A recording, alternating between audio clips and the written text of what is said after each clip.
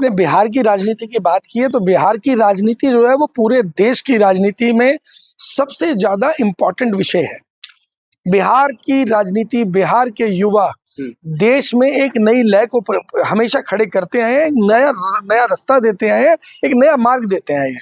और आज अगर हम बात करें कि नीतीश कुमार की पार्टी के नेता संजय सिंह जब ये कह रहे हैं कि भाजपा से बात नहीं हो पा रही है, तो मुझे ऐसा लगता है कि एक ऐसा प्रतीत हो रहा है कि जैसे कि वो नीतीश कुमार जी की पार्टी जो है वो असहज हो चुकी है, अपाहिज हो चुकी है, उनके सर से बाप का साया उठ चुका है। लेकिन नीतीश कुमार जी का जो बेटा है निशांत कुमार, जो उनका नाम जेडीयू तरफ से काफी आगे निकल करके आ गया है, लेकिन बीजेपी अपने खाते में लेना चाहती है सीएम जी। मैं वही कह रहा हूँ कि भारतीय जनता पार्टी से केवल बात हो नहीं पा रही अलग बात होती है, भारतीय जनता पार्टी बात करना नहीं चाहती ये अलग विषय।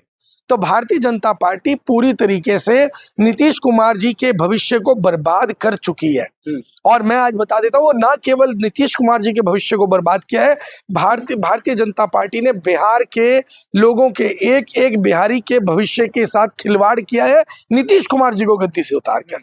और मुझे लगता है कि ये एक बड़ी ही जिसे कहेंगे असहज स्थिति है, और ऐसे में लोग जो है अपने आप को ठगा हुआ महसूस कर रहे हैं कि भारतीय जनता पार्टी ने उनको ठग लिया है। तो फिर बिहार के जो अगला मुख्यमंत्री के तौर पर हम किस पार्टी से देख सकते हैं? क्योंकि बिहार की राजनीति तो कुछ और कह रही है, भारतीय जनता पार्टी का इतिहास कुछ और रहा है, कई नए चेहरा को निकल कर मुख्यमंत्री सीट को बैठा देते हैं। देखिए, अभी ये तो स्पष्ट है कि भारतीय जनता पार्टी एक ऐसे चेहरे को ढूंढ रही है जो केवल भारतीय जनता पार्टी के बड़े नेताओं के, नरेंद्र मोदी जी के या भारतीय जनता पार्टी के जो राष्ट्रीय अध्यक्ष है उनके तलवे चाटने वाला कोई व्यक्ति हो।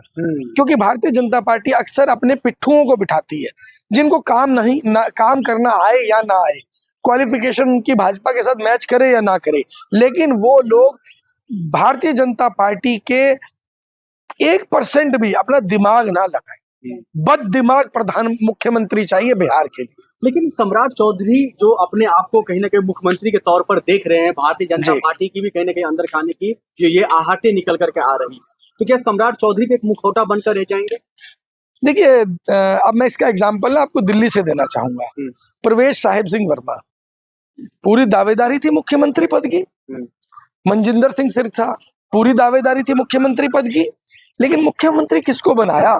मुख्यमंत्री एक ऐसे चेहरे को बनाया जो मैंने बोला कि बिहार के लिए एक बददिमाग मुख्यमंत्री चाहिए, जिसको पता ना हो, जिसको आंकड़ों का ज्ञान ना हो, जिसको कुछ ना पता हो, वो केवल और केवल महामानव का गुणगान करता हो, गुणगान करता रहे, दिन रात गुणगान करता रहे, प्रचार करता रहे। उनको प्रचार मंत्री चाहिए, मुख्यमंत्री नहीं चाहिए। लेकिन फिर बिहार की जनता से तो नाइंसाफ है ना। नीतीश कुमार जी को कहा जाता है उन्होंने जंगल राज खत्म किया, सम्राट चौधरी को कानून व्यवस्था अच्छा करने के तौर पर देखा जा रहा है। देखिए, अब आपने बोला कि जनता के साथ खिलवाड़ होगा, तो ये तो देश की जनता के साथ हो ही रहा है। जब तक बिहार में लोग भूखे ना मरने शुरू हो जाएं, तब तक वो मुख्यमंत्री की काबिलियत को कैसे परखोगे? जब तक बिहार के सरकारी स्कूल ना बंद हो जाए, तब तक आप जो है वो उनकी क्वालिफिकेशन को कैसे आप परखेंगे? जब तक के वहां के युवाओं की बेरोजगारी चरम सीमा पर ना पहुंच जाए, जैसे हरियाणा में पहुंच चुकी है, तब तक आप किस बिहाफ के ऊपर उस व्यक्ति को काबिल बताएंगे? तो बहुत सारी क्वालिफिकेशंस है भाजपा में मुख्यमंत्री बनने की। तो फिर आने वाले समय में क्या लग रहा है, बिहार की जो जिम्मेदारी है वो किसके कंधे पर जाएगी? जेडीयू खाते में या बीजेपी के खाते में? नहीं, वो ये तो नो डाउट, इसमें कोई डाउट आपको रहना नहीं चाहिए, किसी को भी डाउट नहीं रहना चाहिए। भारतीय जनता पार्टी ने कभी भी जब किसी दल के साथ में गठबंधन किया, उसकी जड़ें खोदकर उसमें मट्ठा डाल दिया ताकि उसकी जड़ें समाप्त हो जाए और उस पद को अपने कब्जे में ले लिया। चाहे इनके पुराने से पुराने दल महाराष्ट्र के रहे हो, मध्य प्रदेश के रहे हो, उड़ीसा के रहे हो, हरियाणा के रहे हो, या पंजाब के रहे हो, या अब आप मान लीजिए बिहार के रहे हो, ये जड़ों में मट्ठा डाल देते हैं, जड़ों को खत्म कर देते हैं और मुख्यमंत्री के तौर पर एक ऐसा प्यादा बिठा दिया जाता है जो निहायती बद दिमाग और बदतमीज होता है।